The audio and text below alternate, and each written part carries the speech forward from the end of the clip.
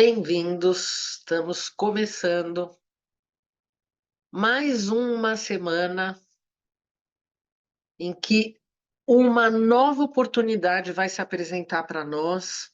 Várias vezes a gente já falou que o tempo é cíclico, a cada ano nós vamos estar repetindo a leitura de uma porção, e essa leitura, para algumas pessoas, talvez pode parecer que esse encontro, esse estudo seja simplesmente para aprender a história.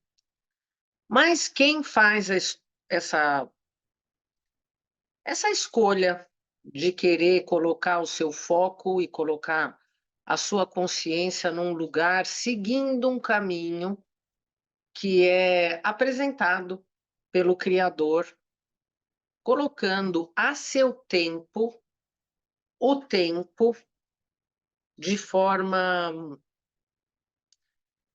não paralela, porque muitas vezes as retas paralelas, elas não vão se encontrar. Mas existe uma sincronicidade entre algo que é físico e algo que acontece nesse mundo espiritual. E através da leitura da Torá, vamos entender aqui que a Torá não é o livro do passado, é o livro do presente e é o livro do futuro.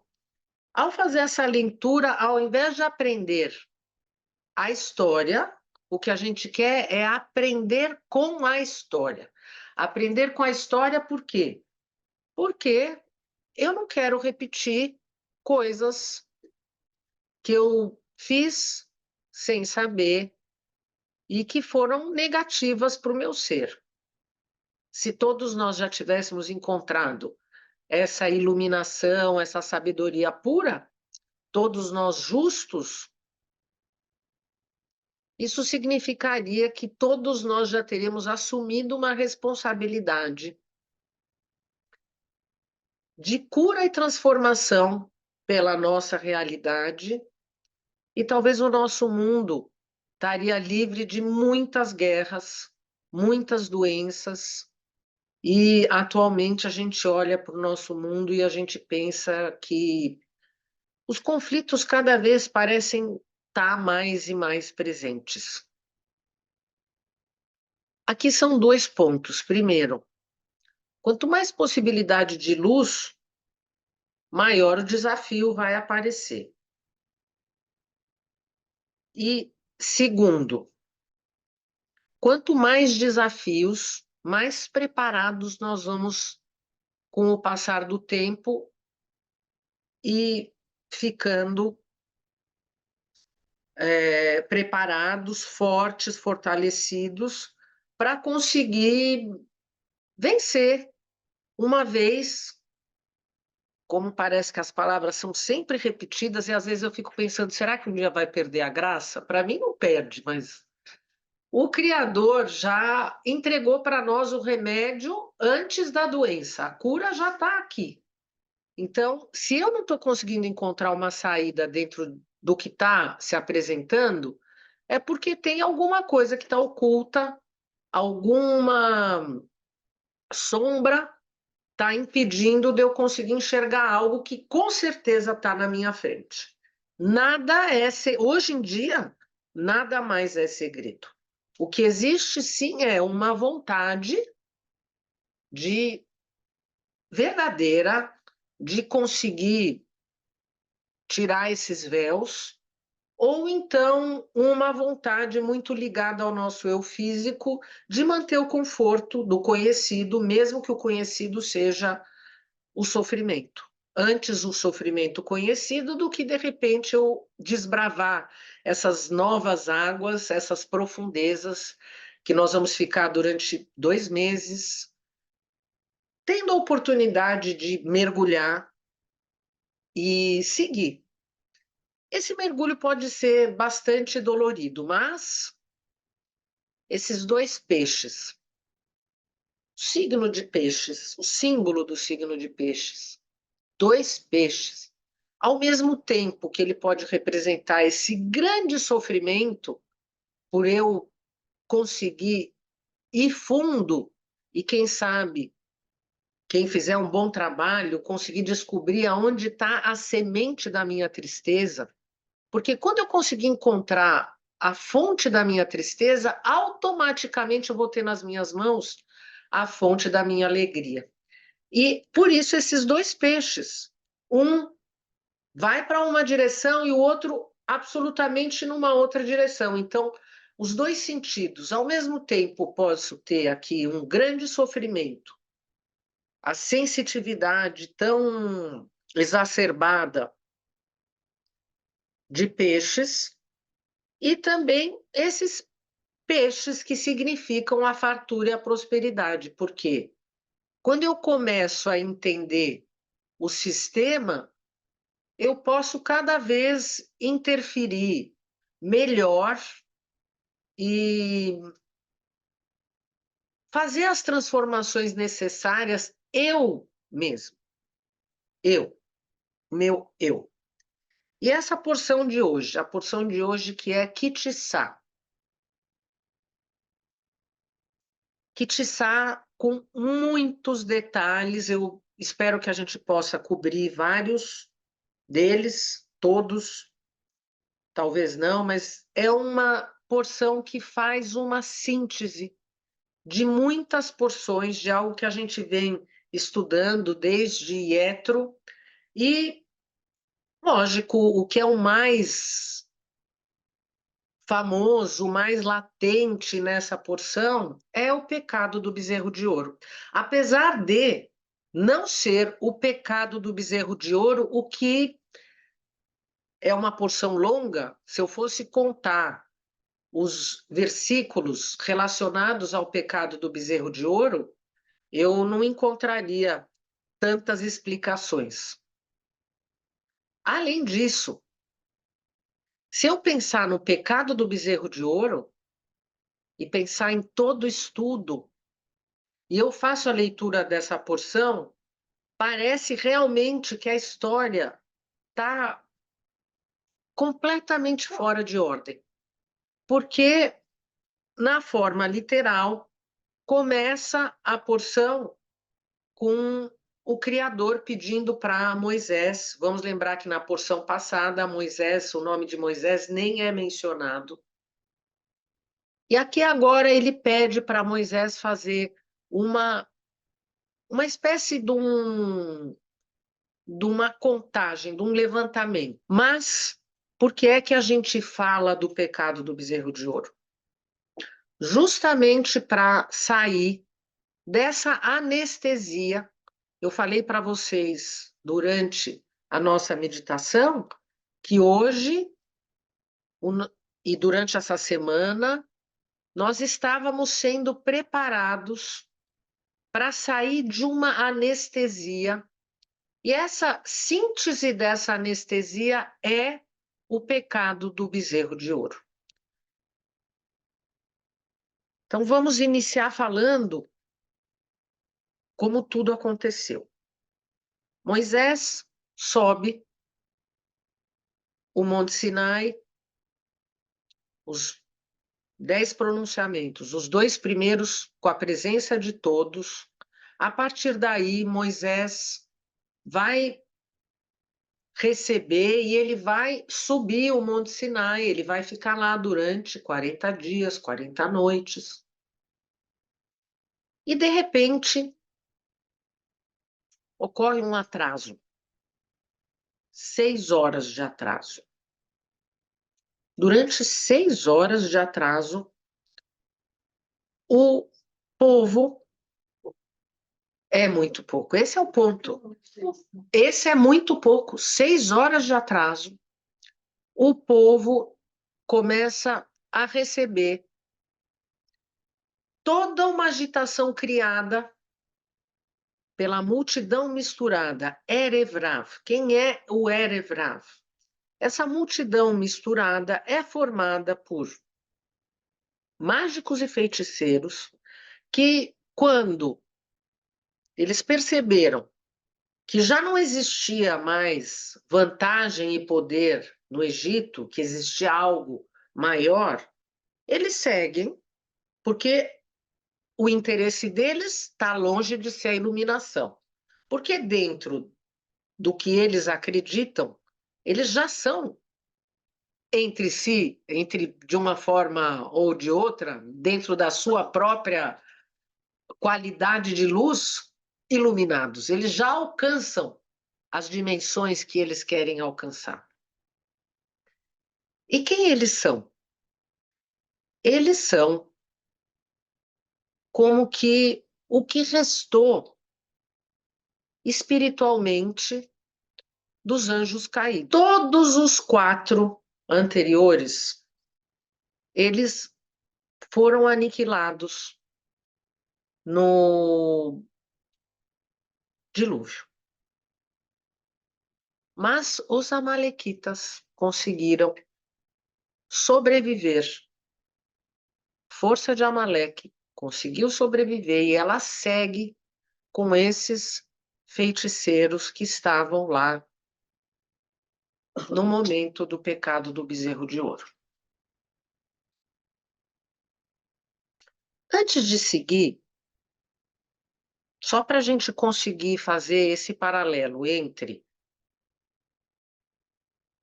o pecado do bezerro de ouro e o porquê que hoje nós continuamos dentro desse pecado do bezerro de ouro e o porquê em todas as porções que a gente estudou e se conectou nas últimas semanas, todas elas falam de um assunto que se chama idolatria e liberdade. Então vamos tentar unir todos esses pontos: a idolatria e a liberdade, o Amaleque e o pecado do bezerro de ouro. A anestesia. Como que esses feiticeiros conseguiram trazer essa frequência que desestabilizou todas as pessoas por 6 horas? Algo que acontece ainda hoje, infelizmente. Todo o povo, todos os filhos de Israel, estavam presentes no momento da entrega das falas. Eles viram milagres em cima de milagres. Moisés estava realmente na frente liderando. Mas será que, depois de ver a maná cair, será que tantos milagres acontecendo, dentro de cada um deles, ainda não existia uma certeza de que a luz está por trás de tudo? Quando a gente não está dentro da história, a gente simplesmente faz uma leitura, a gente pode até pensar: ah, mas eles viram tudo aquilo, como é que eles puderam praticar o pecado do bezerro de ouro? Que eles vivenciaram tudo, não é que eles leram a história, eles viveram aquela história. O que faltava dentro deles? Ou o que existia dentro deles?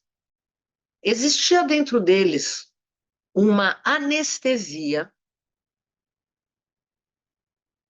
e uma questão de idolatria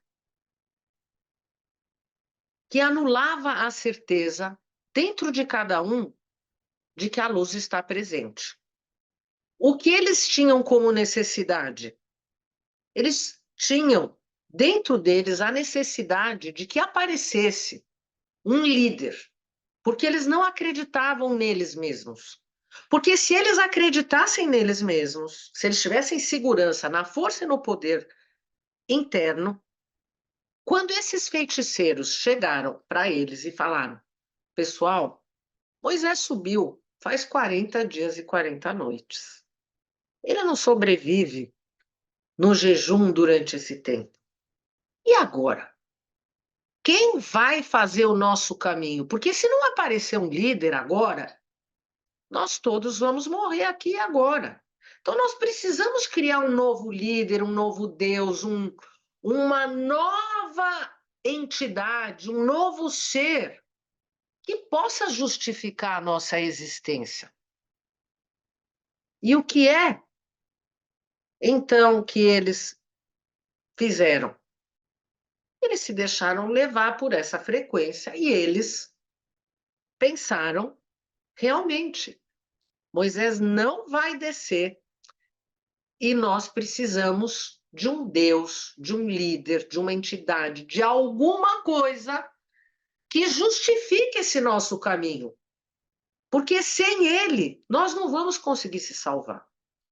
Eles caíram nessa, porque eles acreditaram nessa. Por que que eles acreditaram? Porque dentro deles existia uma dúvida. Se a gente não conseguir encontrar e mergulhar exatamente neste conceito que eu estou falando para vocês, daqui a 15 minutos a gente de novo vai pensar: puxa vida, eu não entendo como é que existiu esse pecado do bezerro de ouro. Porque essa situação, ela vem carregada com uma fumaça tão densa, que ao mesmo tempo que agora a gente entende, parece que daqui a 5 minutos a gente já esqueceu. Por quê? Porque essa magia desses feiticeiros criando esse novo Deus, porque eles não criaram um novo Deus. O novo Deus vai ser criado, mas eles, através da semente da dúvida e da incerteza, eles conseguiram criar essa nuvem, essa aura, que desestabilizou tudo aquilo que já tinha conseguido ser conquistado. Vício. Por quê? Nós temos o vício da anestesia da morte. Se fosse muito claro para nós que nós podemos ser imortais e que a gente pode curar todas as doenças, que não é algo lá fora, essa anestesia da morte, ela ia ser menor, porque nós passamos a nossa vida anestesiados para não sentir a morte. Porque quando eu sinto a morte, eu avalio como o meu tempo é curto. Quando eu estou anestesiado, sabendo que o que eu tenho que fazer, eu estou fazendo, nada depende de mim, eu vou levando a vida e o tempo vai passando. E se eu sinto vazio, não sinto vazio, eu acho que aquilo que eu estou fazendo é o certo e acabou. E nós vivenciamos a morte durante toda a nossa jornada física. Para a nossa alma, a morte é uma libertação, porque a morte para a alma é voltar para o infinito, não precisa mais ser limitado. E a gente sente esse incômodo da morte, porque ao mesmo tempo a gente tem a lembrança da nossa alma que nós somos imortais, mas o nosso corpo está convencido de que a morte é a única certeza que ele tem. E isso é um vício. Nós temos um vício nesse sentido, assim como aquele drogado que, quando está sendo levado pela família para um tratamento, ele olha para aqueles que amam e ele acha que eles querem matá-lo. E ele chega para aquela pessoa que está levando ele para a clínica e acha que aquela pessoa é o pior de todos os vilões. E todas as pessoas que chegam para nós e dizem que nós somos imortais são as pessoas que querem nos tirar desse vício da morte. E o que que a gente de novo faz com elas? Coloca na cruz. O ser humano precisa sair deste padrão da morte. Tudo que a gente faz aqui é o quê? buscar a cura da morte. E eu só vou alcançar a cura da morte quando eu perceber que eu vou fazer na minha vida, no meu cotidiano, o que é o certo, independente da lei, do preceito, da religião. Esse é o comando que eu tenho que dar para o meu ser. Essa é a obediência que eu devo ter no meu ser. Só, só isso. Mandamento é idolatria. Lei é idolatria. Agora, é muito bonito quando a gente está falando. São anos e anos esticando, esticando, esticando algo que está bastante construído, que faz parte do nosso DNA. É bem complicado mudar esse recipiente, porque eu estava falando do assunto do carnaval, porque está diretamente ligado ao assunto do pecado e o assunto do julgamento, e o assunto da crítica. Como é que a festa do carnaval pode ser a festa do Messias? Porque quando eu saio dessas leis, que eu penso que são as leis verdadeiras, e eu entro dentro de uma dimensão em que eu estou fora dessas leis que trazem o julgamento, e eu entro para essas leis profundas do meu ser, em que eu não tô falando da minha verdade de certo e errado, independente de quem está vendo, independente do que o outro acha. Eu preciso do pecado, eu preciso sentir para eu conseguir fazer a purificação. Sem o pecado eu não me purifico. Eu fico anestesiado.